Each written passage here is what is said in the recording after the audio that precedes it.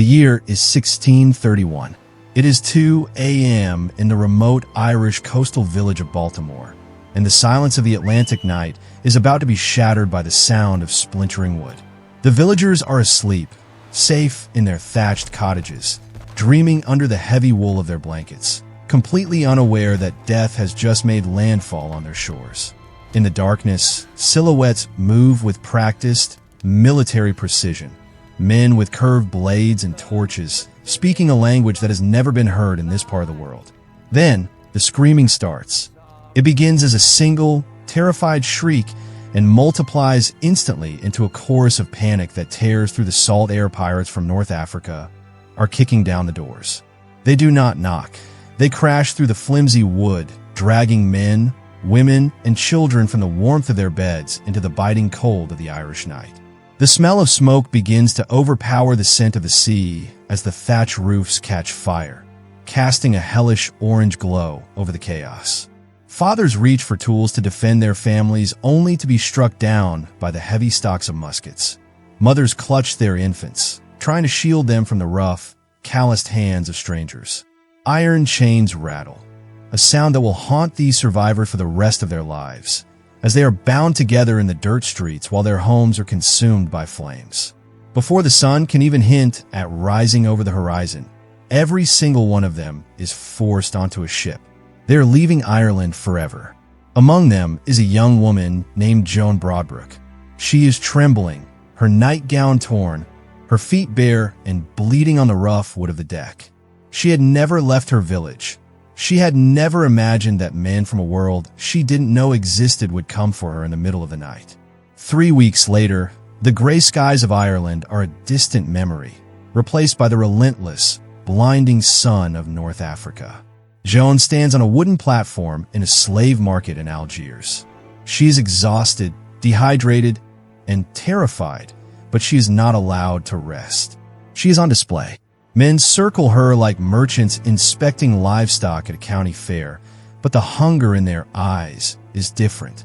They squeeze her arms to test for muscle tone. They force her mouth open to check her teeth. They run their hands down her sides to examine her hips. They talk about her in rapid-fire Arabic, haggling over her price while she stands there, burning with shame, unable to cover herself. She is sold for the price of 8 oxen. A human life, with all its memories, hopes, and dreams, traded for less than the cost of a good horse. And Joan was not an isolated case. She was just one drop in a massive, blood-red ocean. Between 1530 and 1780, historians estimate that over 1 million Europeans were captured and sold as slaves in North Africa and the Ottoman Empire. They came from everywhere: Spanish fishermen, Italian merchants, French nuns, and even people from places as far north as Iceland. This is the story that Europe decided to forget. It is a chapter of history that has been sanitized and buried because admitting it meant admitting that for 250 years, the Mediterranean was not a romantic holiday destination. It was a slaughterhouse where Europeans were the merchandise. What happened to these women once they vanished behind the high walls of the harems? That is the dark reality no one wants to discuss. If you want to uncover the history that textbooks ignore, subscribe to the channel. To truly understand the nightmare that Joan and millions like her endured, you must first understand the predators who hunted them. The Barbary Pirates were not the ragtag, rum-drinking outlaws of Caribbean fiction. They were state-sponsored naval commanders, highly organized and ruthlessly efficient, operating from fortified bases in Algiers, Tunis, Tripoli, and Sale. The Ottoman Empire backed them directly, providing protection and legitimacy. Every slave sold in the markets of Algiers meant tax revenue for the Sultan in Istanbul. This wasn't just piracy. It was a sophisticated, multinational industry fueled by human misery. Their fleets would sail toward the European coasts, sometimes moving in wolf packs of 30 ships or more, darkening the horizon like a storm front. They attacked at night or at dawn, the hour of the wolf, when villages were most defenseless and sleep was deepest. They took everything they could carry: gold, silver, livestock, grain, but their main target, the cargo that yielded the highest profit margin, was always people. Because a gold coin can be spent only once, but a person could be sold, rented out, used for labor, and sold again. To these corsairs, you weren't a human being with a soul. You were an investment, a renewable resource to be captured, broken, and liquidated. The reach of these raiders was terrifyingly vast. In 1627, they sailed all the way to Iceland, the northernmost point of Europe, navigating waters filled with ice and fog. 400 people were captured from an island most Europeans didn't even know existed.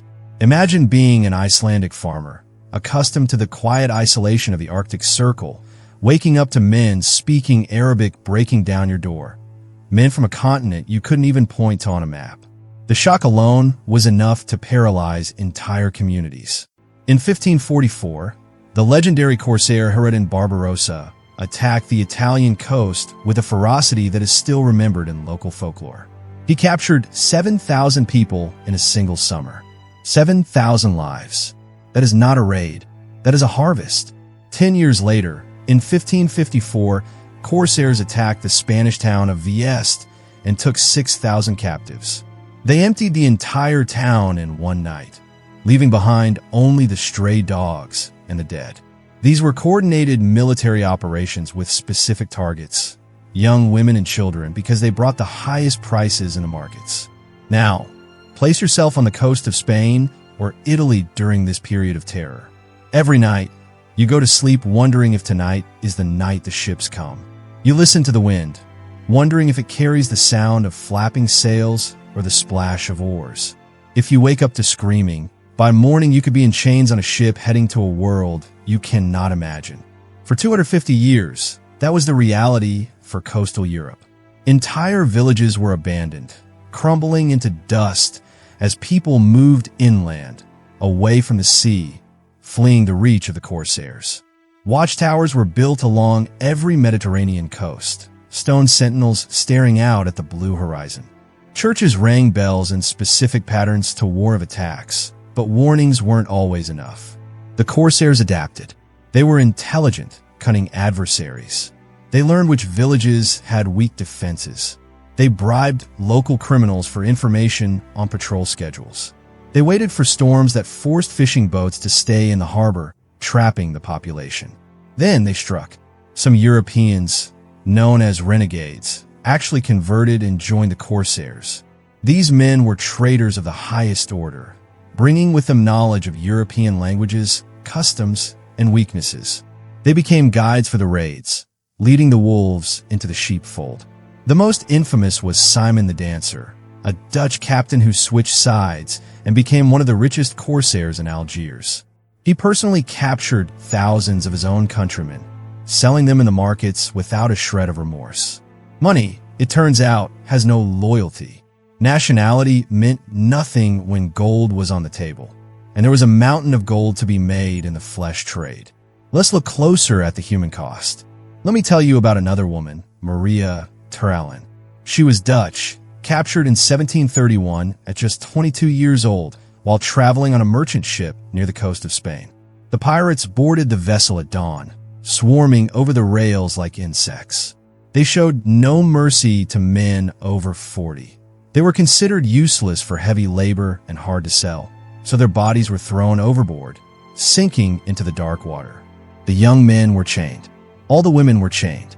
Then the ship turned south toward the heat and the horror. Maria spent 17 days in the cargo hold of that ship, chained to 40 other women. The space was so tight they couldn't lie down. They sat hunched against each other in complete, suffocating darkness. The sensory experience of that hold is the stuff of nightmares. The smell was unbearable, a toxic mix of vomit, urine, bilge water, and the metallic stench of fear itself.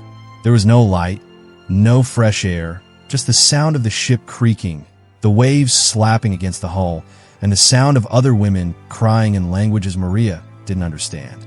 But fear is a universal language. Some women died during the crossing, their bodies giving out from stress and dehydration. They were unchained and dragged up to the deck like sacks of grain. Maria heard the splashes as they were thrown into the sea. She counted 7 splashes during those 17 days. 7 women who would never see land again, their journey ending in the cold depths of the Mediterranean. One woman next to her stopped eating on the 3rd day, her eyes staring blankly into the dark. She stopped drinking on the 5th.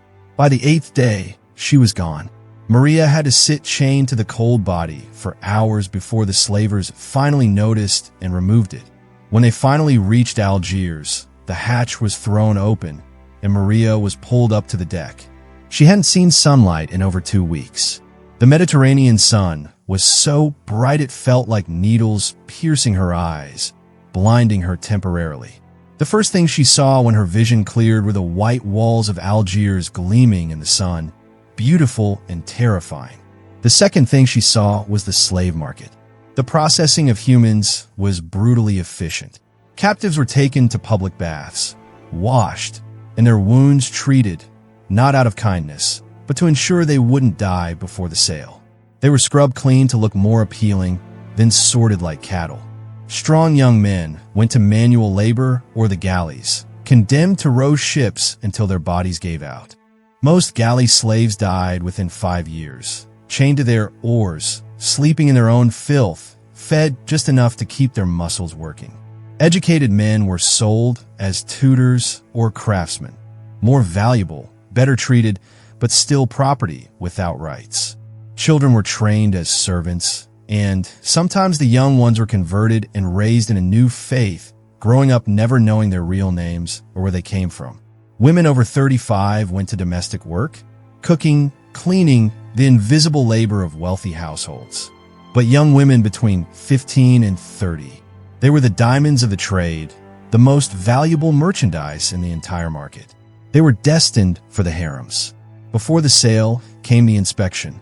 Women were taken to an elevated platform in the center of the market, exposed to the crowd. Potential buyers walked around them, examining them with the clinical detachment of a butcher.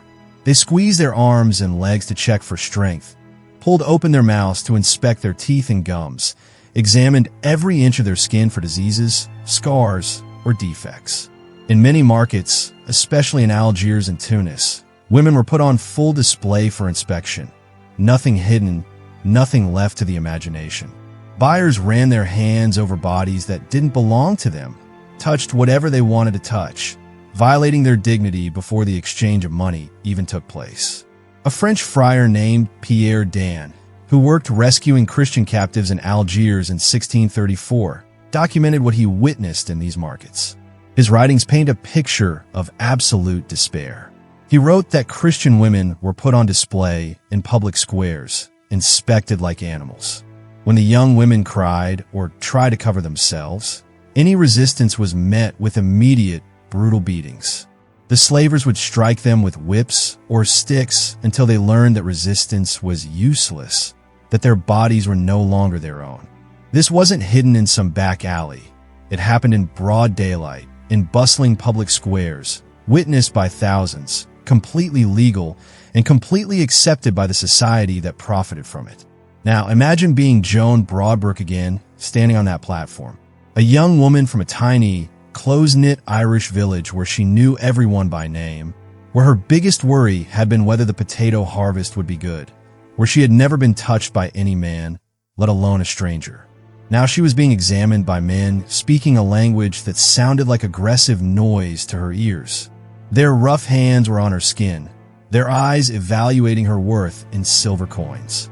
She was sold to a Turkish merchant named Ahmed. She had no idea what that meant. She had no idea that Ahmed already owned 7 other slaves. She had no idea that her life, as she knew it, was over forever. The journey from Algiers to Istanbul took another 6 weeks.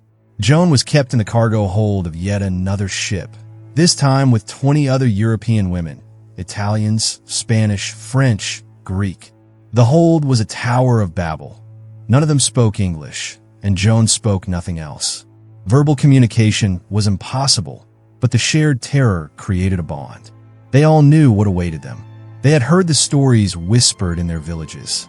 The women who had survived longer tried to explain with gestures what to expect, their hands miming the duties of a concubine, their eyes filled with a sorrow that words couldn't carry. When they arrived in Istanbul, the heart of the Ottoman Empire, they were taken directly to Ahmed's house. The other slaves immediately took charge of Joan. They stripped her of her tattered European clothes and burned them in a brazier. Everything she had from her old life, the wool of her dress, the smell of Irish peat, gone in a puff of smoke. They bathed her in perfumed water that smelled of rose and jasmine, scents that were foreign and overpowering. They dressed her in Ottoman clothing, silks and layers she didn't understand. She looked in the mirror and didn't recognize the woman staring back. That night, Ahmed visited her room. Joan had never been with a man. She'd never been alone with a man who wasn't family. In her village, such intimacy was sacred, something that happened after marriage, with someone you chose, someone who spoke your language and knew your name. Ahmed spoke no English. He didn't need to. Years later, Joan managed to smuggle a letter to her family in Ireland. One of the only first-hand accounts we have from a captured Irish woman. In it, her words are guarded but devastating. She wrote that she could not describe what she suffered that first night, only that she wished for death 1,000 times, but death did not come. And every night after was the same. That was the reality of the harem. It was not the silk cushions and perfumed gardens of Hollywood movies. It was not the romanticized paintings European artists created in Paris and London without ever seeing the inside of a Turkish house. It was not exotic luxury. It was captivity. It was forced submission, survival, and the psychological torture of knowing this was forever. There was no rescue coming. No army was marching to save them. There was no hope of seeing the green hills of home again. Just endless days turning into endless years. Some women went mad under the pressure. They screamed at the walls, talked to people who weren't there, tore at their own hair. The other slaves would restrain them until they exhausted themselves. The ones who couldn't be controlled were sold off to harder labor or simply disappeared into the night. Others found ways to survive inside their own minds, building mental fortresses. They created routines, small rituals that gave structure to formless days. They quietly hummed songs from home, recited recipes their mothers made, remembered the sound of rain on thatched roofs. Anything to hold on to who they had been. But most simply went numb. It was easier that way. To detach the mind from the body was the only way to endure the unendurable. The daily life of a slave depended entirely on the whims of her owner, but the patterns of control were universal. First, all Christian slaves were pressured constantly to convert. This was a daily psychological siege. Conversion didn't make them free. They remained property, but it slightly improved their status within the household. Those who resisted, clinging to their faith as their last shred of identity, were punished. They faced beatings, food deprivation, and isolation in dark, damp rooms for weeks at a time. Second, they were forced to learn the local language, Turkish or Arabic. Those who learned quickly received slightly better treatment. Those who couldn't or wouldn't learn were considered stubborn and rebellious. They were punished more severely until they learned the words to beg for mercy. Third, and this is crucial, no European slave had legal rights. She could not testify in court against her abuser. She could not own property. She could not refuse her owner anything. She could not leave the house without permission.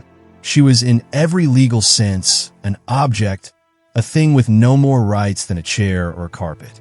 Most women ended up in one of three situations. The first was brutal domestic work, cleaning, cooking, childcare, 16-hour days with no rest, and frequent punishments for minor mistakes. A burned meal could mean a beating. A broken dish could mean no food for days. These women rarely saw the outside of the house and aged rapidly, their bodies worn down by toil. When they could no longer work, they were sold to poorer buyers or simply abandoned in the streets to beg. The second situation was concubinage. If the woman was young and attractive, her owner used her whenever he wanted. In wealthy households, there were multiple concubines competing against each other for attention and favors, a toxic environment of jealousy and survival. If a concubine gave birth to a son, her status improved, and she might gain some small freedoms. But daughters were worth less. Too many failures to produce a male heir, and she'd be sold or demoted to the kitchens. The third reality was resale. Many slaves were bought and sold multiple times throughout their lives. Each sale was a new trauma, a new public inspection, a new owner with new demands and new cruelties to learn. Some women were sold 5, 6, even 10 times. Every sale meant starting over, learning new rules, navigating new tempers, finding new ways to survive another day. But there was one destination feared above all others: the imperial harem of the Ottoman Sultan in Istanbul. The harem wasn't a single building. It was a massive complex inside the Topkapi Palace, a city within a city. It contained over 400 rooms, courtyards, baths, kitchens, and gardens.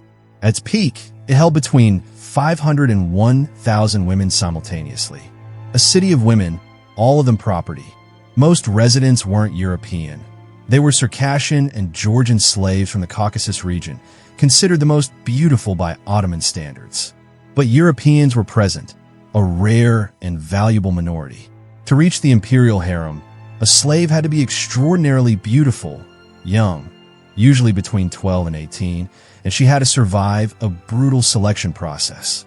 The Sultan's agents roamed slave markets across the empire like talent scouts, searching for candidates. They bought the most promising ones and brought them to the palace for additional evaluation. This involved physical inspections that made the public markets look gentle, along with tests of temperament, learning ability, health, and the ability to please. Most were rejected and sold to other buyers. Only a small percentage was accepted into the inner sanctum. Once inside, the training began. It lasted years. New slaves learned Turkish, Ottoman etiquette, music, dance, embroidery, and calligraphy. They were taught how to walk, how to speak, how to look at a man, and how to look away. The goal was to transform them into refined companions worthy of the Sultan. But here is the brutal truth that shatters every fantasy about the harem. Of the 500 to 1,000 women living there, only a small fraction, maybe 50 or 100, would ever see the Sultan in person. And of those, only a handful, maybe 5 to 10 in an entire generation, would actually spend the night with him. The rest lived in permanent limbo. They were not free, but they were not serving the purpose for which they were captured. They spent years, sometimes decades, waiting for summons that never came. They grew older in gilded rooms, watching their beauty fade in the mirrors, knowing that with each passing year, their chances decreased. And when a sultan died, all women who hadn't given birth to his children were transferred to the old palace, a separate complex that served as a warehouse for unwanted women. There, they lived the rest of their lives in even greater isolation. They never left, never married, never had children. They simply existed behind stone walls until death claimed them. Ottoman records mention a European slave identified only as Francesca. She entered the harem in 1650 at 15 years old. She died there in 1702 at the age of 67, 52 years inside those walls. She never saw the Sultan, not once. She never left the complex. Her only function for 5 decades was serving women of higher rank than herself, invisible in her own life. When she died, she was buried in a cemetery for palace slaves. There was no name on her grave, only a number. The administrative records listed her simply as slave number 847. Origin: Franco. Status: deceased. Cause: advanced age. 52 years of life reduced to a number in 2 words. That was the reality of the imperial harem.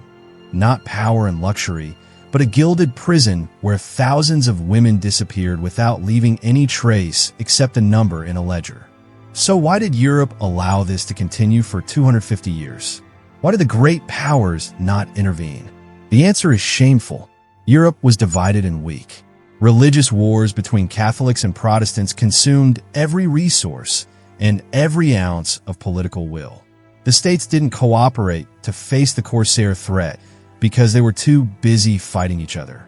Some European states, especially Venice and France, had profitable trade agreements with the Ottoman Empire. They didn't want to risk those lucrative relationships over some captured peasants and fishermen. It was cold calculus, and some Europeans actually profited from the system. Renegades served as corsairs and got rich.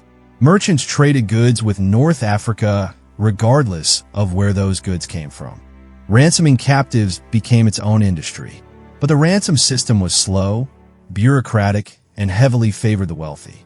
A rich merchant's daughter might be rescued within a year, her family paying the price in gold.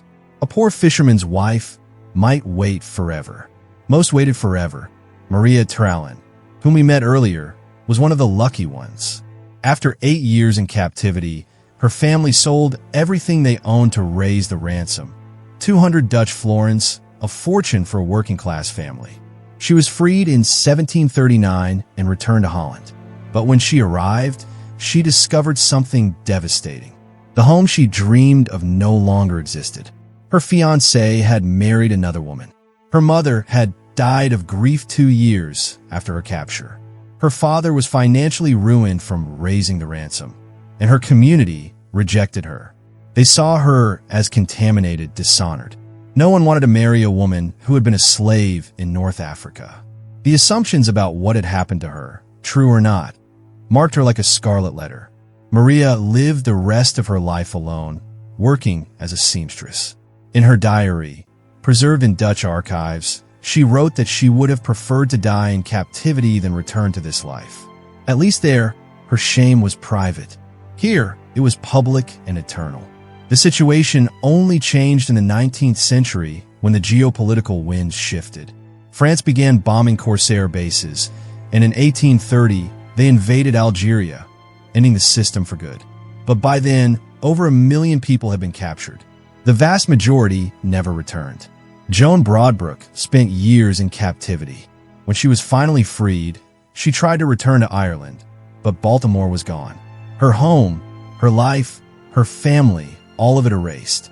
Her family in Ireland never knew what happened to her. For decades, her name was read in Baltimore's church during prayers for captives. Every Sunday, the priest spoke her name aloud into the silence. Every Sunday, there was no answer. Eventually, they stopped reading it. She was forgotten. This isn't just the story of Joan or Maria or Francesca. It's the story of over 1 million European women whose lives were stolen by a system of human trafficking that operated openly for centuries. The coasts of Ireland still remember the night of 1631. The archives of Istanbul still hold the names of the slaves. And now, you remember too. Every civilization has dark chapters like this one. Stories buried under the weight of time, waiting to be told. Which forgotten culture or dark historical event should we explore next? Let me know in the comments below.